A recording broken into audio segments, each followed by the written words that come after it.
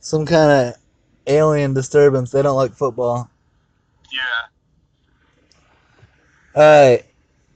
So the Rams hang on to beat the Saints 26-20 and end the Saints winning streak. Jared Goff throws for 354 and 2 touchdowns. Rams rookie Cooper Kupp sets career highs with 8 catches for 116 yards. Solid bounce back win for the Rams, who are still leading their division. Um, Gavin, what do you think of the Rams, and do you think that they can pull out the NFC West? Yeah, it's crazy to me that I don't know what's crazier, the fact that that Jared Goff is so good now, or that we all just wrote him off after last year. Yeah.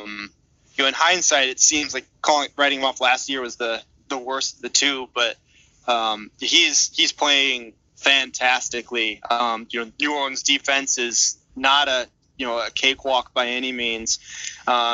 So for him to play as well as he didn't just win the game. He had over 350 yards and 2 touchdowns, without a ton of help from Gurley in the running game. He's looking like he might be the future quarterback for the Rams for a long time coming.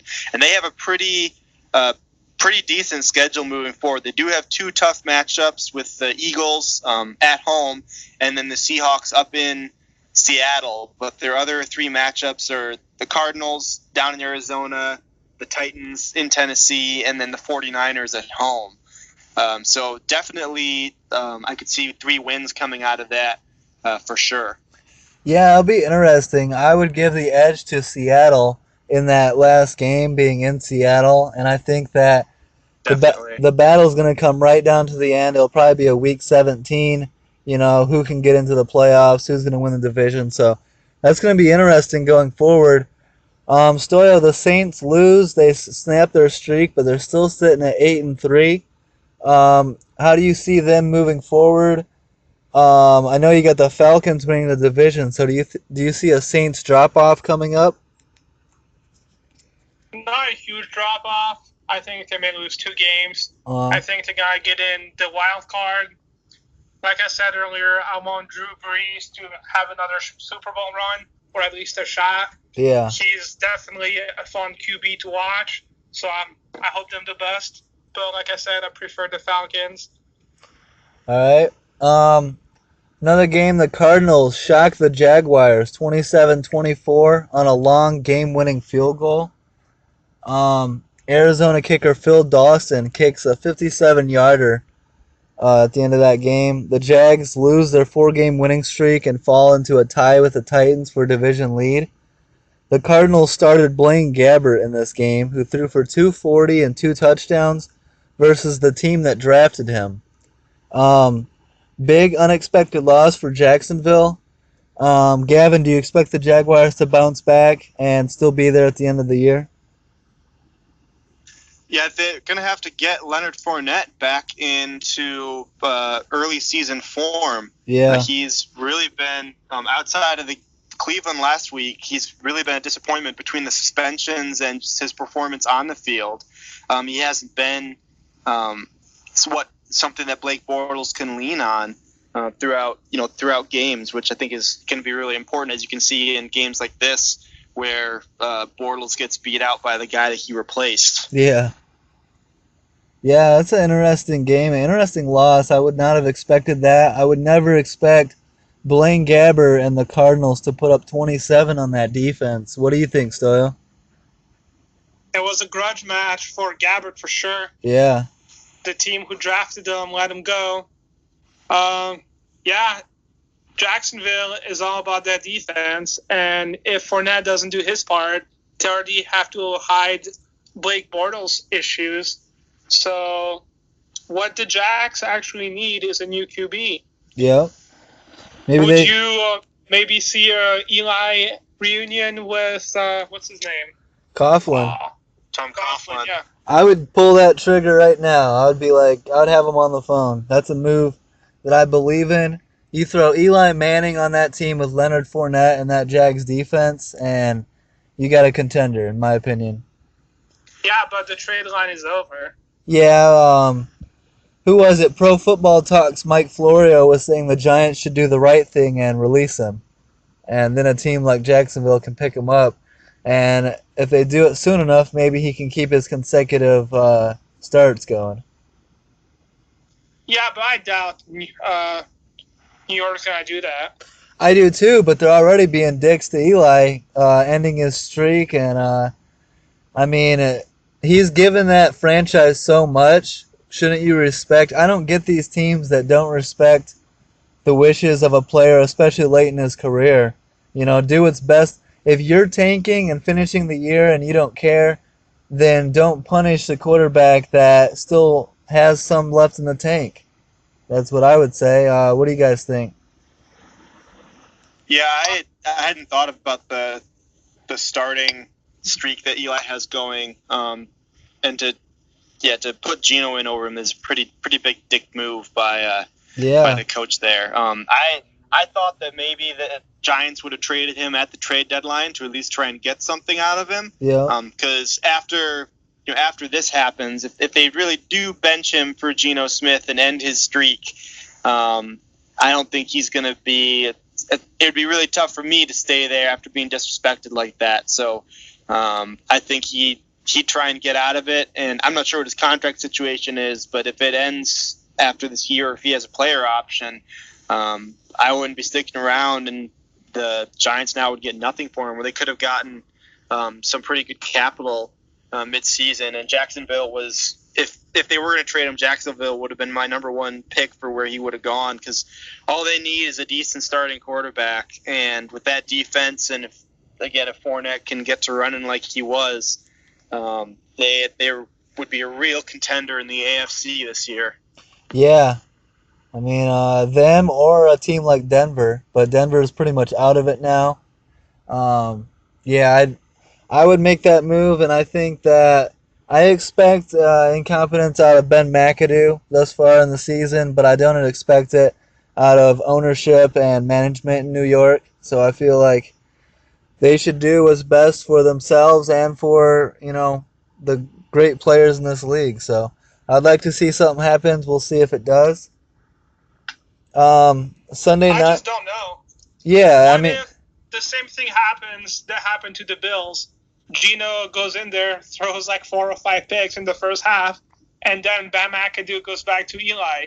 Would you go back in if you're Eli after snapping your 200-plus starting streak? Hell no, I'd be on paid vacation. The difference between the two is the Bills were still in contention. That's what made so little sense about the Bills, is they're right there in the playoff hunt, and then they panic and put in a rookie. The Giants, they're done.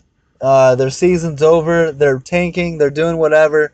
And Eli should have been moved at the trade deadline. If they were thinking anywhere ahead, they should have moved him and gotten what they could for the trade deadline, maybe some first-round picks. But they chose not to do that, and now they're just treating Eli like shit on the way out. So we'll see how it ends. If they had like a high draft pick rookie, I'd be like, all right, I can kind of understand it. But they're replacing him for Geno Smith. Yeah. Are you kidding me? Geno's like the turnover machine, Geno Smith. Yeah, Geno's proven time and time again he doesn't have it in this league. So this makes no sense. Sunday night, the Steelers hold off the Packers' upset bid, 31-28 on a game-winning field goal. Chris Boswell kicked a career-long 53-yarder as time expired. The Steelers now own a 6-game winning streak. Brett Hundley played surprisingly well, 245 and 3 touchdowns. But Roethlisberger would not be outdone for 351 and 4 touchdowns. Antonio Brown shows off, 10 catches, 169 yards, and 2 touchdowns. Great game, surprisingly hard fought. The Steelers seem to be getting hot at the right time. They need to get Joe Hayden back. Gavin, what do you think of this game, and what do you think of the Steelers moving forward? It almost seems like they might have underestimated Hundley going into this game. Not that there was a lot to estimate. I did watch this whole game, and I despite his stat line, I was not impressed by him whatsoever. Yeah. If you look at his 3 touchdowns, the shortest one was 39 yards, and the majority of them were due to busted coverage on the Steelers' end. And 2 of them, I know, were him. He stared down one receiver the whole way. And in the NFL, you shouldn't be able to get away with that. He made the right plays, he made the right throws, and you can't take that away from him. But in most games, I think you're not going to be able to get away with that. And the Steelers just let this one get out of hand, and they had to play catch up. Fortunately, they were able to. Do you think that's going to be a problem moving forward with the Steelers secondary? Yeah, I mean, the injury to Hayden certainly hurts them. But I think that, they, like I said, I think they might have just been an underestimation of the quarterback they were facing. Yeah. Because he came out hot, had 2 touchdown passes in the first quarter, and was able to just stay ahead again. Another broken play in the third quarter to Adams, and they're able to score. But for the most part, Pittsburgh was able to shut them down. For the majority of the game outside of those few broken plays. Yeah, I'm sure Josh was happy about the performance of Hundley, but I don't see it being a continuous thing. What do you think of this game, Stoyo? It just shows to me how good Pittsburgh can be offensively. Yeah. They just had some amazing drives. If you look at Antonio Brown, he has a critical catch on the final drive. Yep. That he's probably the only one that makes that catch in the entire league. Yeah. And he, in my opinion, is the best wide receiver right now in the league. And it was just a beauty to watch. Offensively, when you have the best receiver and one of the best running back, you can go far. Yeah. And for them to be successful, they're going to need to play better defense. Like Gavin said, some of those touchdowns were just blown coverage. And if you want to go deep in the playoffs, you're going to have to stop that. But, as I said, you have a good offensive players, you have a good coach. So if they fix that defense, they should be fine. Yeah. And you're 9-2. Yeah. Somehow the Bears beat them. Well, the Steelers have this thing like they did on Sunday night. They kind of sleep on teams that they know that they should beat. They know they have a ridiculous offense. I would say they have the best running back in the game. I would say they have one of the best 2 receivers in the game. And I would say they have a proven winner at quarterback. So they've got everything they need, and they don't always bring it. They'll definitely need to do that come playoff time. And I think the biggest question surrounding the Steelers is come playoff time, come AFC Championship, are they going to be able to beat the Patriots? Come week 15, are they going to be able to beat the Patriots, get home field, and take that next step to get back to the Super Bowl? I'll be watching that closely because they've struggled in the past containing that Patriot offense, and they're going to need a lot out of the Killer Bees. So we'll see how the rest of the year goes. But I'll definitely be keeping my eye out on Pittsburgh in the AFC. Monday night, the Ravens take care of the Texans 23-16 in Baltimore. Tom Savage throws for 252 but turns the ball over 3 times.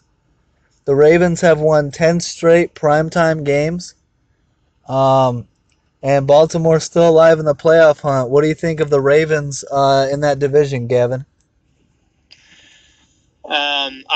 I'm shocked that they have the record they have. They've dealt with so many injuries over the course of this year, and their defense has been able to hold them upright and been able to keep them afloat. And that in a somewhat weak AFC this year keeps them within reach of the playoffs. They're certainly not.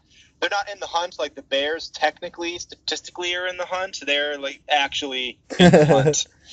Sorry, I didn't get to jab at the Bears when you guys were talking about them. You were doing plenty yourself, so I had to get one in, Please just do. one in there. I don't think the Bears. I'm not argue with you. Feel free. I don't think they're even statistically still in the hunt. I think we're way past that.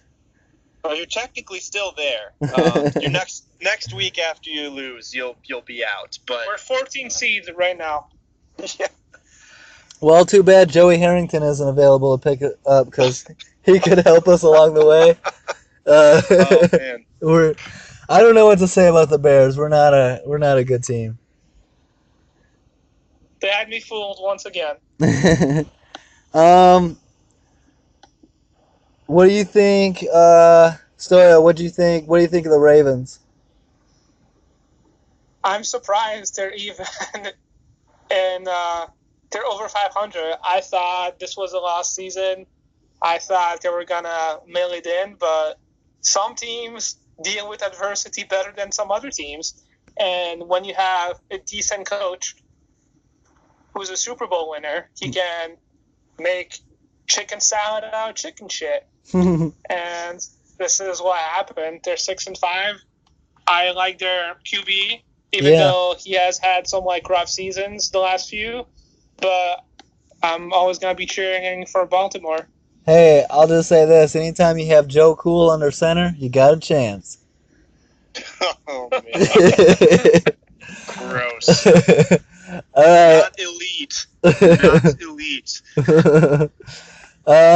So let's do some predictions. Thursday night we got a good one. We got the 5-6 Redskins at the 5-6 Cowboys. What do you guys think of this game? Is Ezekiel Elliott back yet? Nope. Oh. Okay, then I'm going with the other team. I'm going Redskins. All right, nice. What do you think, Stoyo? Yeah, Washington. I'm For sure. Yeah, Washington. I'm taking the Redskins as well. Sunday here, Stoyo. 3-8 Bears, 1-10 Niners. What you got there? You think we can get a win against Garoppolo? I don't know. I think this is the beginning of the Garoppolo era, and unfortunately, it's against us. And I don't know what to expect. I hope I'll be watching the whole game. Yeah. This is the last game I'm gonna watch with John Fox if we lose the game. So I hope we win. But if we lose against the 49ers, I'm not watching the Bears for the rest of the year. I'm just not. So I'm taking my last stand. So I'm going to say we win by a field goal. I got you, Stoyo. We'll win. We'll take care of the Niners. We'll get our 4th win of the year. If we don't, I'm with you. I might watch here or there, but it's going to be hard to watch if we can't even beat the Niners and we're sitting at 3-9. So we'll see how it goes. I'm picking a Bears win. You heard it here. I'm going to say Bears by 10. What do you think, Gavin? I think the Bears will get up after what was not a great showing by them this last week, and I think they're going to want to defend home turf. And I think especially if the weather's as cold as one would expect it to be in December in Chicago, I think that's going to give them an advantage over the 49ers, who have to deal with only the 70s 2 days out of the year. So yeah. So I'm going to say Bears in this one. All right.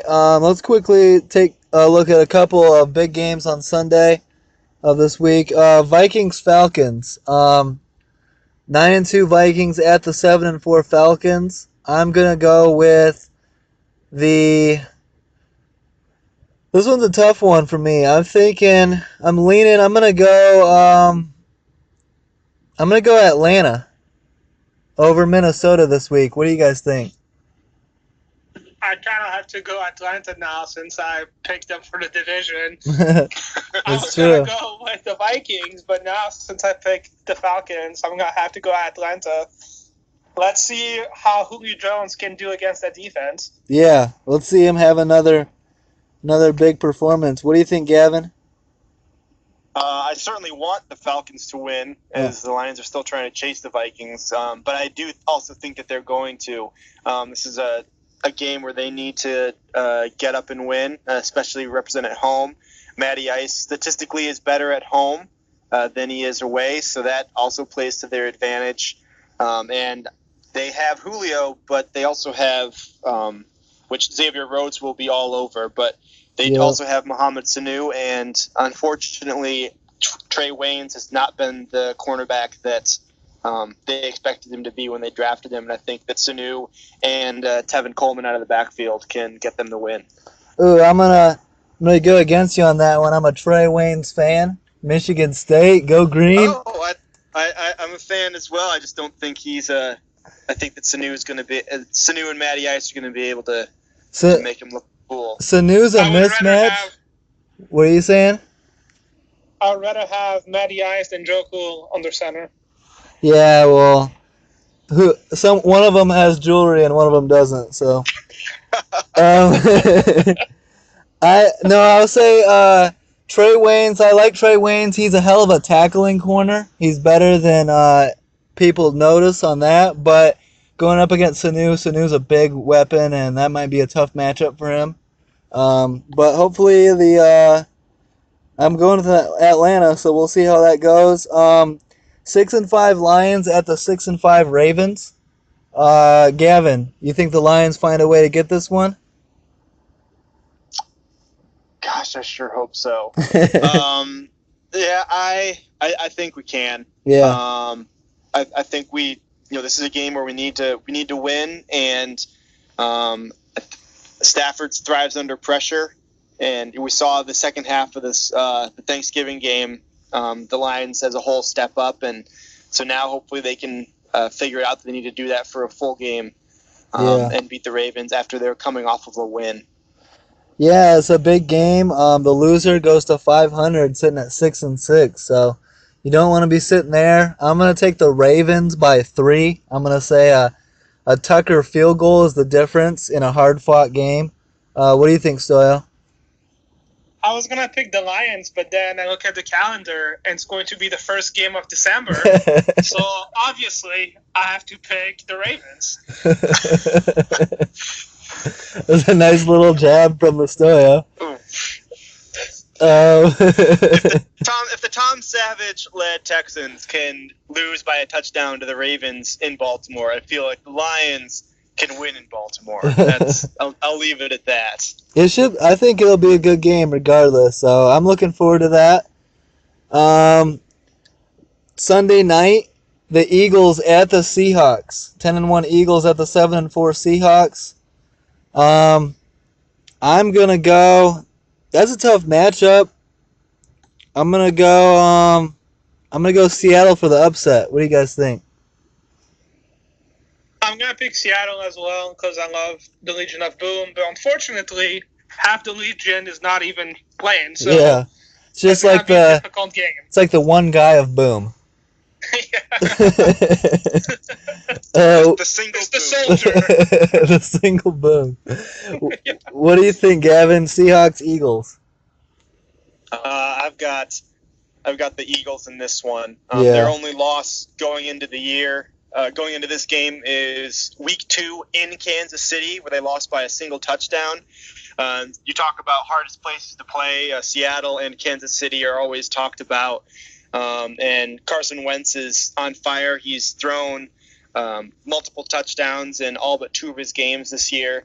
And with Seattle's depleted secondary and just lack of running game, which Eagles are also happen to be number 1 against going into this game, I think that they're going to be able to pull off the win there in Seattle. Yeah, it's gonna be tough. What's he got, Stoyo? You almost convinced me to change my pick, Gavin. It's a tough pick. Depleted Seattle secondary is a major concern in that. I think that Russell Wilson is enough to keep it tight, and we'll see how it goes. I hope it doesn't come down to a Blair Walsh field goal. I know that. Actually, I hope that it does. I hope he has the shot and just see what happens. That would be so entertaining.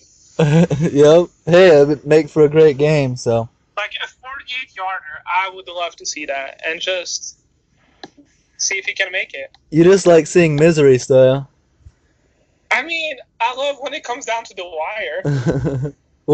And people forget how important kicking is. Look at this week. 2 kickers sealed victories. And what's his name, Boswell against the Packers did not kick the entire game, and he had to hit a 50-plus yard field goal, and he made it. It's fun. He missed an extra point in that game. Exactly, but he made one account. Yeah. Oh, yeah, and it was the longest field goal in Heinz Field history. Nice. So, absolutely. Well, it's fun to watch those kicks when you're not a fan, but when you're a fan and your kicker is Connor Barth, it's a lot more stressful. But we'll see how it goes. Should be a good week. Thanks for coming on, guys. Week 12 of the podcast. Week 13 should be even better. Thanks for coming on. Have a good week, guys. Go Bears. Yeah, thanks for having me, guys. Yep. Peace out. Later.